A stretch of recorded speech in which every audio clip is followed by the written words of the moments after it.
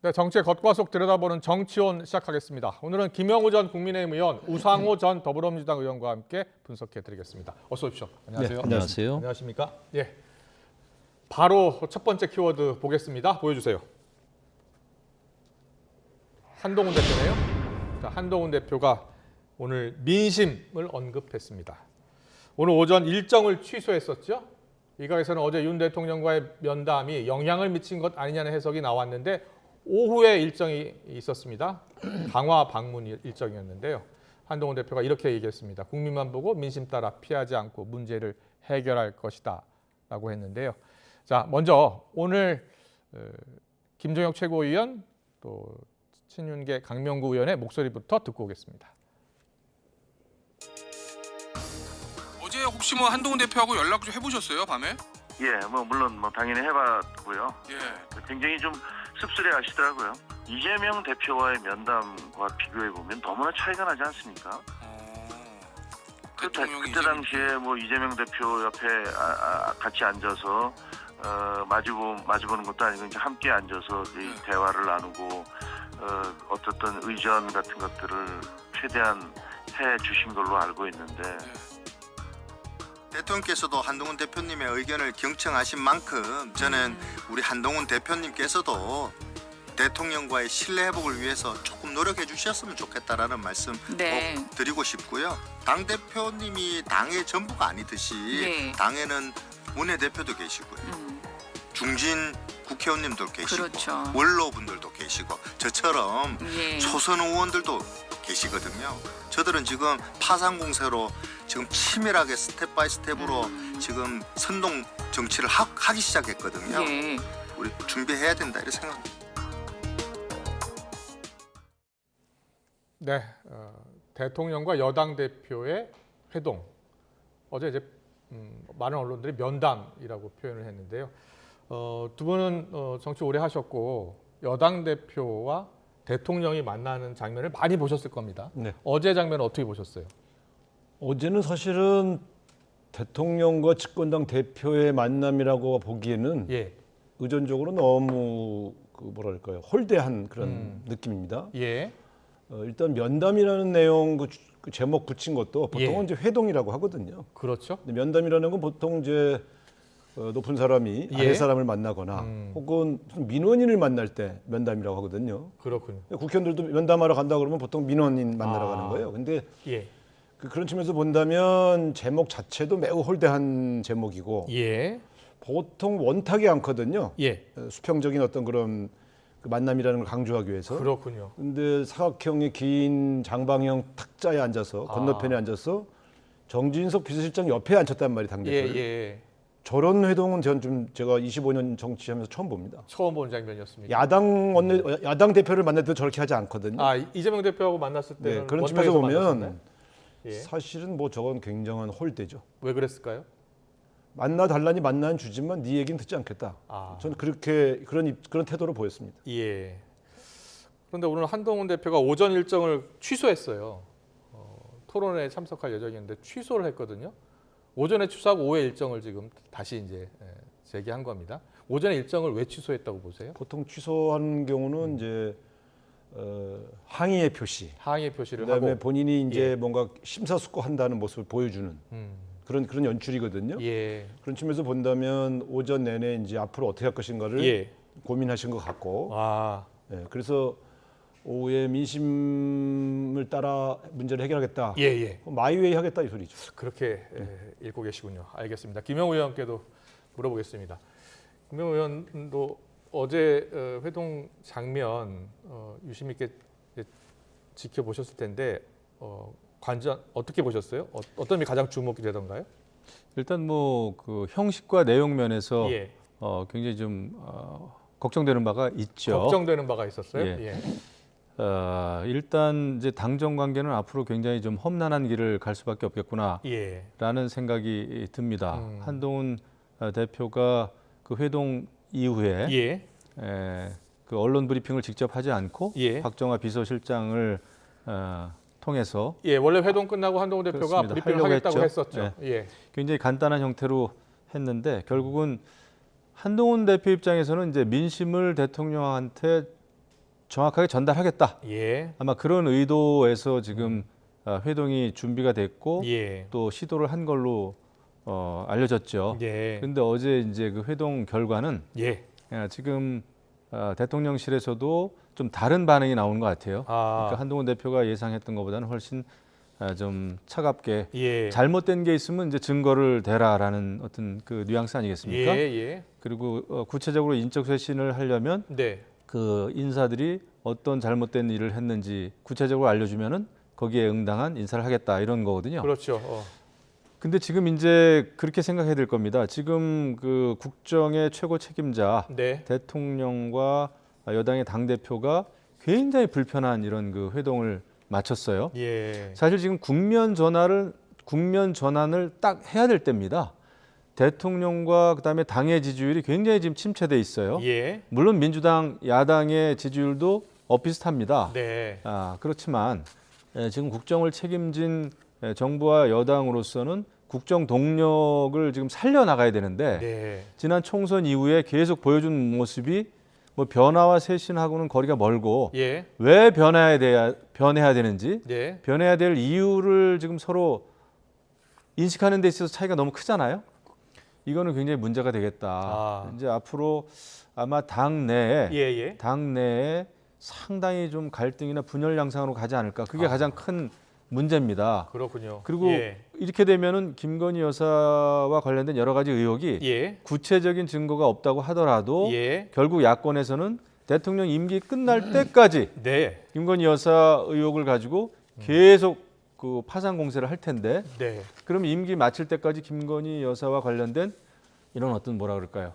의혹이라든지 이슈에 묻혀가지고 정부가 해야 될 일을 제대로 못하는 그런 상황이 벌어지지 않을까 굉장히 지금 걱정이 됩니다. 그렇군요. 한동훈 대표가 이제 대통령실 인적 쇄신, 대외 활동 중단, 김 여사 그리고 여러 의혹들 설명 그리고 협조를 이렇게 요청을 했습니다. 어제도 그대로 요청을 했고요.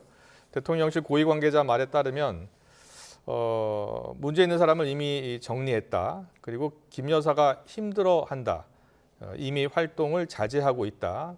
윤 대통령이 그렇게 얘기했다는 겁니다. 과하면 더 자제하려 한다라고 했어요. 그렇다면 결국은 한동훈 대표가 요구했던 내용 중에서 수용한 것은 아직은 없는 거예요? 아직은 없는 게 아니라 사실상 거절한 거죠. 사실상 거절이다. 그러니까 왜냐하면 보통 저 요구를 사전에 쭉 설명을 했단 말이에요. 먼저 언론에. 그러니까 대통령실 입장에서는 집권당 대표가 무슨 말을 할 건지에 대한 그 요구 사항을 이미 알고 있었죠. 그렇죠. 사실 검토를 할 이미 거 아니에요. 공개적으로 이야기했으니까요. 사실 보통 그러면 검토해서 그 중에 일종의 뭐랄까요 서비스랄까 집권 여당 대표의 위신을 좀 살려주면서 국면 전환한. 그렇군요. 제가 볼 때 인적 쇄신 요구는 받아들이기가 좀 어려웠을 거예요. 왜냐하면 이제 그거는 보통 일반적으로 여든 야든 집권 세력이 자신이 알아서 인사를 하는 거지. 그 집권당 대표가 인적 쇄신을 요구해서 하게 될 경우에는 사실 국정 운영의 주도권은 완전히 놓기 때문에 좀 어려운데 다만 지금 가장 심각한 거는 김건희 여사 문제는 그 대통령이 해결해야 되는 문제 아닙니까? 누가 해결하겠어요? 근데 이미 활동을 자제하고 있다. 이렇게 발언을 해버리면 그러면 그렇군요. 활동을 자제하고 있으면 그럼 활동을 자제하겠다고 발표하면 되는 거죠.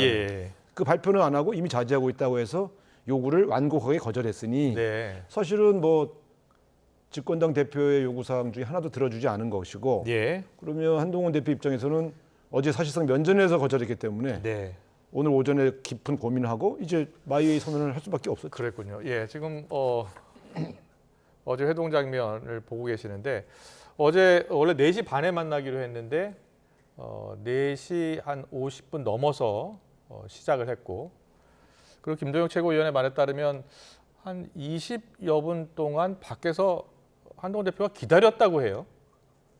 그런 의전 상황은 어떻게 보세요? 그러니까 뭐 영국 그 외무장관인가요? 그다음에 또 이제 나토 그 사무총장하고 이제 전화 통화가 있었고 해가지고 20여 분 좀 늦어진 거는 여러 가지 이유가 있었던 것 같습니다. 그런데 이제 그 파인그라스라고 하는 그 용산에 그 가드는 저는 뭐 가보질 않아가지고 앉아서 기다릴 그 공간이 뭐 미리 들어가서 앉아서 기다릴 수 있었겠지만은 어쨌든 간에 이제 회동 내용이 별로 좋지 않다 보니까 이런 것까지도 이제 도마에 오르는 것 같아요. 저기서 만날 것이라고 누구도 예상하지 못했던 것 같아요. 근데 이게 이제 예. 문제가 좀 어려운 거는 예. 제가 과거에 이제 MB 정부 때를 좀 돌이켜 보면 예. 그때 박근혜 당 대표하고도 굉장히 불편한 관계였었지만 그때는 그 세종시 문제 가지고 박근혜 대표가 이제 MB 대통령하고 굉장히 각을 세웠단 말이에요. 국회에서. 예. 근데 그것은 어떤 정책적인 사안이었습니다. 예. 그러다 보니까 인간적으로 서로 굉장히 어떤 감정이 격화되거나 뭐 그렇게 되기는 어렵죠. 그런데 지금 문제는 예. 김건희 여사 여러 가지 그 의혹, 예. 이런 사건, 이런 이슈는 가족의 문제고 부부의 네. 문제고 그다음에 대통령과 당 대표가 또 같이 일을 했었던 어떤 선후배 관계고 이러다 예. 보니까 인간적인 어떤 감정까지도 뒤섞여 버린 문제가 되다 보니까 예. 이 객관적으로 보지를 못하는 것 같아요. 그렇군요. 근데 지금 중요한 건 지지율이고 민심이고 국정 운영을 해야 되는 네. 그 공인입니다. 예. 두 분 다.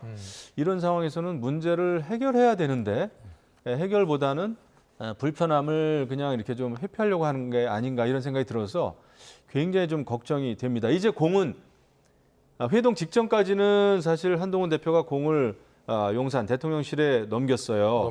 요구사항을 예. 제시하면서 이제는 공이 다시 한동훈 대표한테 넘어온 셈입니다. 네. 그래서 지금 이제 아마 뭐 민심을 따라 가겠다 이런 말씀을 하셨는데 예. 당대표도 굉장히 좀 고독해졌습니다. 당대표는 원래 개혁을 하는 데 있어서 가장 좋은 카드는 공천개혁이거든요. 당대표가 할 수 있는 거의 유일한 강력한 카드는 개혁, 그 공천 개혁을 하면서 새로운 어떤 국정 그 드라이브를 하는 건데 그렇군요. 지금은 그런 시점이 아니다 보니까 예.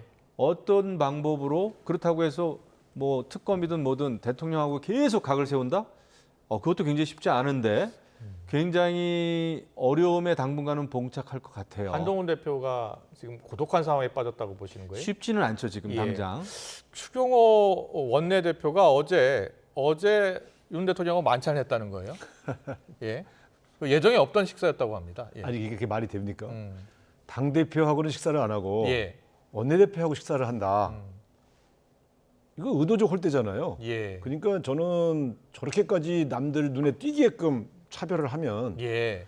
감정이 상할 수밖에 없죠. 아. 그러니까 저는 무슨 다른 약속이 있어서 만찬을 안 했다. 예. 그러면 또 이해할 수 있지만 예.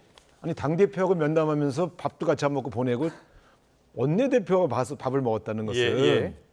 저는 이건 당을 사실상 분열시키고 있는 겁니다. 아. 당 대표는 홀대하고 원내대표에게 힘을 실어주는 거잖아요. 예. 이렇게 되면 이제 당을 노골적으로 사실은 이제 분열이 될 수밖에 없죠. 그러니까 윤석열 대통령을 지키려고 하는 그 예를 들면 일단의 이 친윤계 의원들과 예. 한동훈 대표의 친한 의원들은 이제는 싸울 수밖에 없어요. 그렇군요. 당은 제가 볼 때는 이제 아마 심각한 분열상으로 갑니다. 당이 분열할 가능성이 높아졌다. 이게 이제 그 걱정이 됩니다. 사실 예. 말씀하셨지만은 제가 이제 자꾸 과거 일이 떠오르지 않을 수가 예. 없는 게 과거에 이제 박근혜 대통령 시기에 김무성 대표 당 대표하고 상당히 또 불편했었는데 네. 그때 이제 원내대표는 또 원유철 원내대표 시절이었어요. 그렇군요. 예. 근데 이제 당 대표는 그 박근혜 대통령하고 연결도 잘 안 되고 접촉도 안 되고 그 회동도 잘 안 되고 그런 상황에서 사실 그 원내대표는 대통령하고 굉장히 그 가까운 관계를 유지를 했었단 말이죠. 그랬군요. 근데 결국은 그러다가 총선에 졌죠. 예.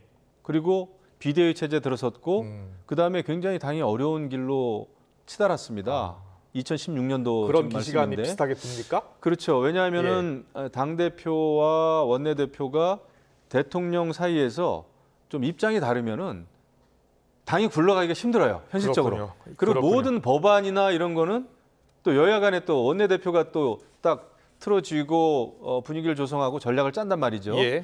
이 상황에서 한동훈 대표가 또 원외로서 네. 당 대표로서는 아마 굉장히 고심이 깊어질 것 같아요. 그렇군요. 이제 여기서 한번 정치력이 시험대에 다시 올라가는 건데 네. 여기서 한동훈 대표가 생각하는 민심, 그 민심을 실현하는 방법을 이제 찾아야 되는 거죠. 네. 그런 좀 어려움이 있겠습니다. 어려움이 있을 것 같다. 알겠습니다. 잘 들었습니다. 그럼 야당 반응을 또 계속해서 들어봐야 될 것 같은데 다음 키워드로 보겠습니다. 박찬대 원내대표 이야기 들어볼게요. 자, 키워드 보여주세요. 박찬대 원내대표가 오늘 필연이라고 했는데요. 김건희 여사 특검법은 필연이다라고 공세의 고삐를 쥐었습니다. 반면 추경호 국민의힘 원내대표는 민주당의 장외 집회 예고를 제2의 촛불 선동 심산이다라고 맹 비난을 했습니다. 두 사람의 목소리 직접 들어보겠습니다. 김건희 여사의 사과나 활동 자제, 인적 쇄신, 제2부속실 설치나 특별감찰관 따위로 문제를 덮고 넘어갈 수 있다고 믿는다면 오판입니다. 윤석열 대통령도 한동훈 대표도 거부하고 반대하고 꼼수를 써서 피할 수 있을 거라는 기대는 완전히 버리십시오. 김건희 특검은 필연입니다.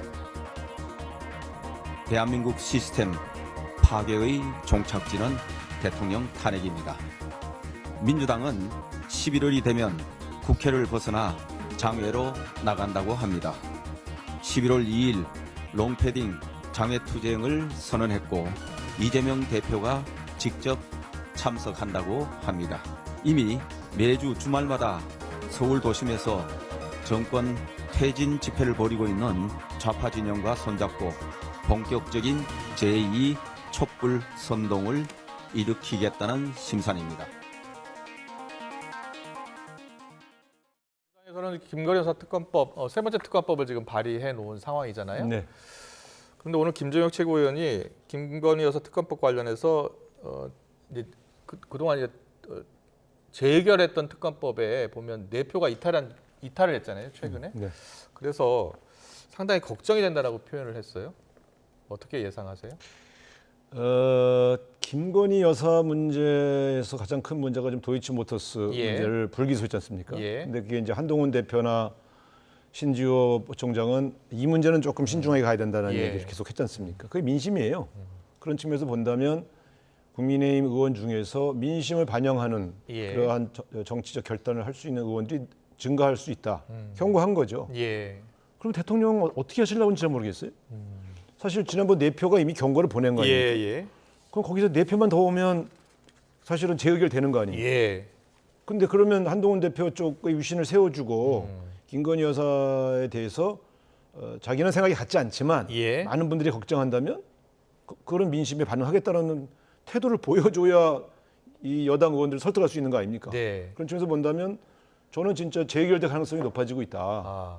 이제 물론 이번 특검법은 훨씬 더 세기 때문에 조금 조정이 필요할지는 모르겠습니다만 조정이 필요할지 모른다. 저는 제가 박찬대 원내대표라면 조금 완화된 특검법으로 국민의힘 의원들을 좀 설득을 해서 8명에서 10명 정도 설득을 좀 해야 되거든요. 그렇군요. 그런데 제가 볼 때는 지금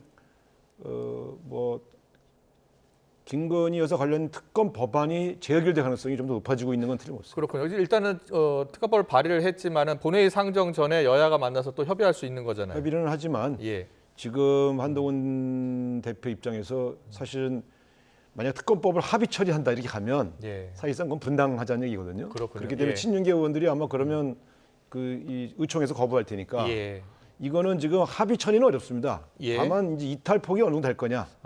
근데 지금 저렇게 명분을 안 주면 국민의힘 의원 중에서 특히 친한계 의원들 중에서 보이지 않게 대통령에게 더 큰 경고를 보내자. 뭐 이런 결단을 할 의원들도 분명히 존재하겠죠. 그래요. 김종혁 최고위원이 오늘 라디오 인터뷰에 이렇게 표현했어요. 정말 분위기가 나빠지고 여론이 나빠지면 이 부분에 대해서 홧김에라도 그런 투표를 해서 혹시라도 민주당 법안이 통과될까 봐 상당히 걱정하고 있다라고 표현했는데요. 만약에 정말 만에 하나 재의결로 갔을 때 1차적으로 이제 뭐 대통령이 거부권 행사하고 재의결로 갔을 때 이게 통과가 되면은 그때는 정말 거의 국정 파탄이죠. 그거는 정말 그 후폭풍은 너무나 클 것이고 만약에 재의결에 할 때도 불발이 됐다. 그러면은 그때는 이제 한동훈 대표도 또 어느 정도 어려움이 또 있겠죠. 어떻게 보면 그 또 원내대표하고의 어떤 갈등 같은 게 또 이제 커질 가능성이 있는데 지금 이제 야권에서는 그거 아닙니까? 지금 계속 이제 김건희 여사 특검하고 대통령 탄핵을 장외투쟁을 통해서 또 몰아붙이면서 정말 어떤 방아쇠라 그러죠. 예. 이렇게 쌓인 상황에서 어떤 트리거가 되는 방아쇠, 어떤 증거, 그러니까 뭐 국정 개입을 했다든지 공천에 개입을 했다든지 김건희 여사가 그렇게 되면은 이제 뚝이 터지는 거예요. 예. 그래서 지금 선제적인 어떤 조치들을 취해야 됩니다. 지금이라도. 예. 그게 아마 많은 사람들의 생각일 텐데 네. 지금 상황이라면 지금 변화할 것 같지는 않습니다. 대통령실이. 이런 상황에서 그 방아쇠 어떤 그 불이 붙으면 정말 큰일인데 이거에 대한 대책을 지금 세우고 있는지 모르겠어요. 네. 근데 물론 지금 뭐 야당도 무조건 장애투쟁 먼저 하겠다. 그다음에 그 김건희 여사에 대한 동행 명령장을 들고 그 대통령 그 관저에 가고하는 게 좋게 보이지는 않을 겁니다. 좋게 보이지는 않을 거예요. 그러다 보니까 이제 민주당의 지지율도 올라가지가 않고 있어요. 그리고 11월 달에는 이재명 대표에 대한 1차 선고가 있지 않습니까? 1심 선고가. 물론 1심 선고가 큰 영향을 뭐 안 준다. 이렇게 주장할 수는 있으나 그래도 내부적으로는 좀 흔들림이 있죠. 그렇군요. 이런 상황에서 근데 이런 상황에서 이제 여당이 뭔가를 좀 변화를 줘야 되는데 지금 국면 전환의 실마리를 전혀 못 찾고 있네요. 그렇군요. 그게 굉장히 좀 우려스럽습니다. 네. 자, 이런 가운데 오늘 대통령실이 브리핑을 했는데요. 키워드 볼까요?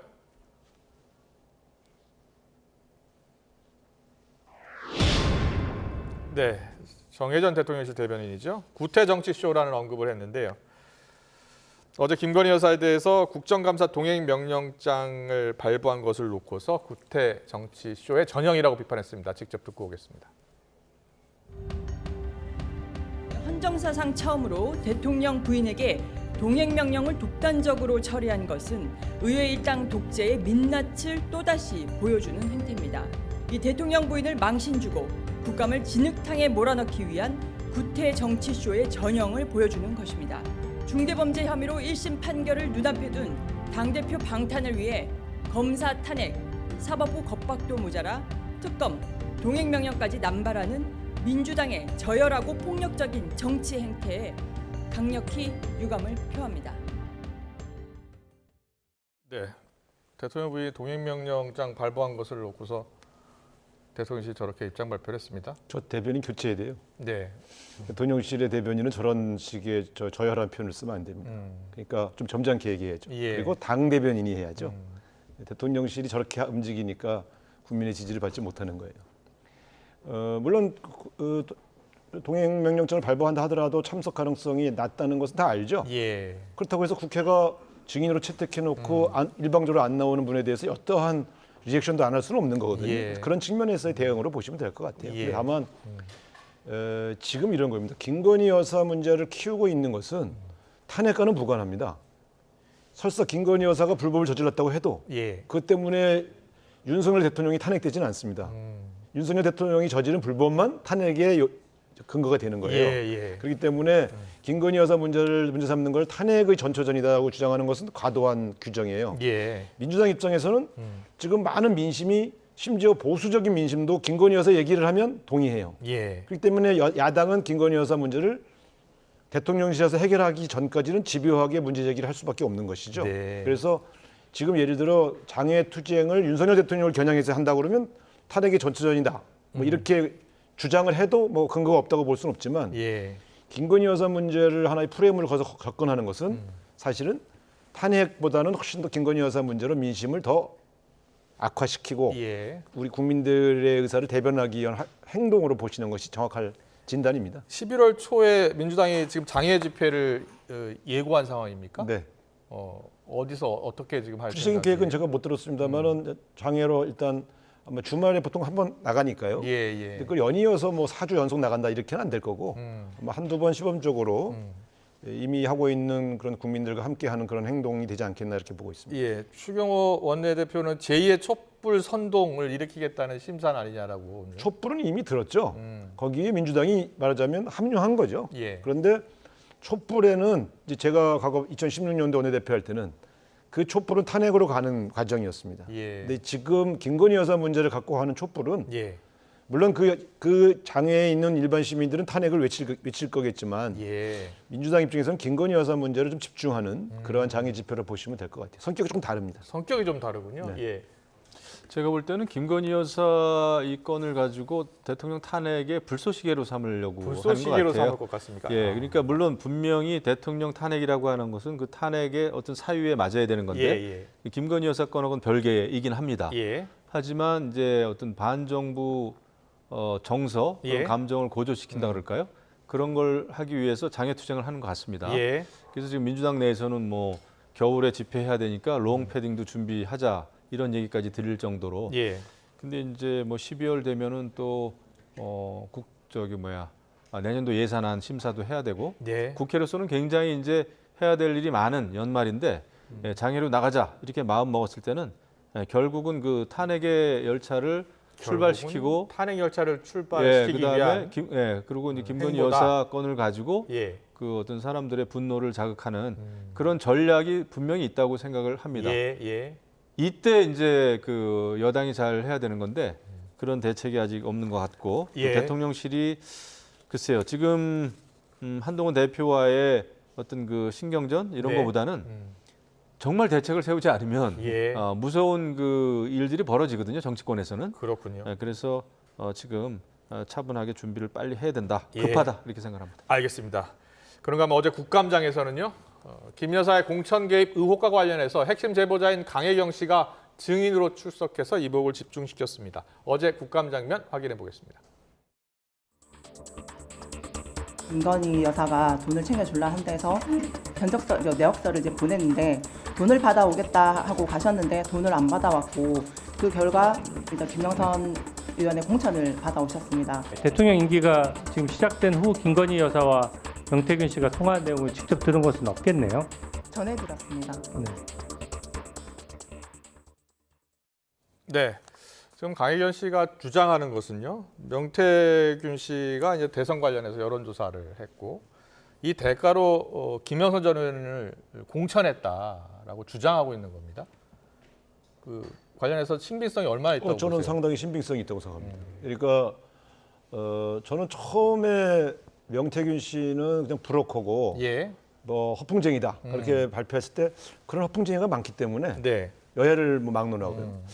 그럴 수도 있겠다. 뭐 저도 전혀 듣도 보도 못한 분이니까. 그런데 이 그 명태균 씨 진술이 굉장히 구체적으로 나오기 시작할 때 그분이 말한 것 중에 허풍이 있을 수는 있지만 김건희 여사와 긴밀하게 논의하고 조력을 한 것은 틀림없어 보여요. 그러면 이 조력이라는 건 항상 대가를 원하거든요. 예를 들어 그 자기가 그 대선 과정에서 썼던 돈을 따로 받는다든가. 근데 사실은 대통령 당선된 이후에 금전적인 그 지원을 해주기는 어렵지 않습니까? 그러면은 그건 다 드러나기 때문이죠. 그럼 어떤 대가를 받아갔을까 했는데 그 김영선 의원 공천 개입 문제가 사실 제일 먼저 터져 나왔고 그다음에 이제 명태균 씨 증언으로 그것이 대통령 영부인의 영향력으로 자기가 받았다고 했을 때 허풍이라고 생각했는데 강혜경 씨의 어제 증언은 저게 사실이라면 그 대가성을 공천으로 받고 그다음에 그 공천을 받은 김영선 의원은 금전적 지원을 명태균 씨 하는 이런 사설들이 확인된 겁니다. 제가 볼 때 저렇다면 저거는 전체 얼개가 드러났다 어제. 그래서 저게 이제 입증될 수 있느냐는 그 증거의 문제는 남겠습니다만 제가 궁금해했던 전체의 이 소위 말하는 관계의 얼개는 그렇게 완성됐구나라고 저는 보고 상당히 신빙성 있는 증언이다 봅니다. 그렇군요. 그렇게 보시는군요. 근데 만약에 명태균 씨가 김건희 여사를 움직였고 김건희 여사가 당시 당대표였던 그 이준석 당대표 그 당시에 이준석 의원이 당대표였고요. 윤상현 또 공심위원장을 움직여가지고 처음에 안 될 건데 김영선 전 의원한테 공천을 줬다. 그게 사실이면 뭐 당 정말 문 닫아야죠. 지금이라도. 그런데 지금 강혜경 씨 말은 전부 다 전해 들은 얘기예요. 그러니까 명태균 씨와 김건희 여사 사이에 실질적으로 어떤 일이 오갔는지 김건희 여사가 실질적으로 공천에 개입해가지고 그 어떤 공천장을 김영선 전 의원한테 주도록 했는지에 대해서는 전혀 지금 밝혀진 게 없습니다. 아직도. 그래서 지금 저것을 그냥 강혜경 씨는 더더군다나 또 김영선 전 의원하고 뭐 채무 관계가 있다는 거 아닙니까? 본인이 직접 얘기를 한 것 같아요. 1억 2천만 원인가? 근데 그런 게 뭔지를 모르겠어요. 그래서 지금 무조건 뭐 강혜경 씨의 말을 100% 믿을 수도 없는 그런 상황입니다. 결국 제가 근데 주목하는 것은 여론조사와 관련해서 조작 여부입니다. 그런 게 제대로 이제 검찰 수사에 의해서 좀 밝혀져야 되고 그런 게 좀 여러 가지 그런 의혹들이 밝혀져야 되겠다. 그렇군요. 이런 생각을 하고 있죠.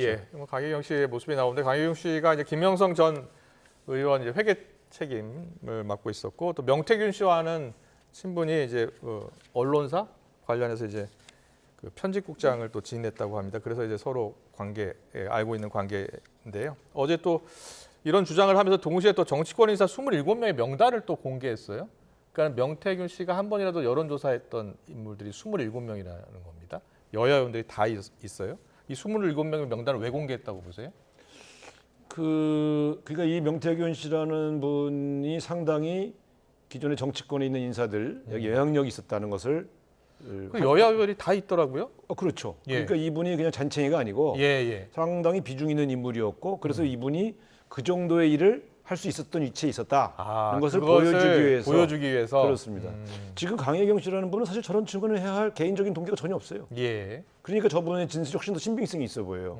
예를 들어 어디 뭐 국민의힘 공천을 받으려고 하다가 안 받았다든가 그래서 무슨 억울하거나 앙심을 품었다든가 이런 게 아니잖아요. 그래서 저는 저런 분들의 진술이 훨씬 신빙성이 있다고 보는 편이고요. 다만 전해 들었다는 건 주로 명태균 씨한테 전해 들었다는 거 아니겠어요? 그렇기 때문에 증거로 보여줄 수 있느냐 저 증언을 이게 남았지만 전체 얼개는 저는 상당히 그렇다고 신빙성이 있어 보인다 이렇게 판단합니다. 명태균 씨는 지금 뭐 강혜경 씨의 주장에 대해서 모두 아니라 사실이 아니다라고 지금 그렇죠. 부인하고 있죠. 그러니까 서로 얘기가 다르고 강혜경 씨도 조금 그 진술 언급의 일관성이 없는 부분도 있긴 합니다. 그 청구서를 그 윤석열 후보한테 갖다 드리라고 자기는 처음에 작성했다 그러는데 나중에는 그게 또 이제 뭐 김건희 여사한테 보여드리는 거라고 그러고 그래서 이것은 지금으로서는 좀 알 수가 없고요. 그래서 제대로 수사를 해야죠. 뭐 어쩌겠습니까? 알겠습니다. 다른 방법이 없어요.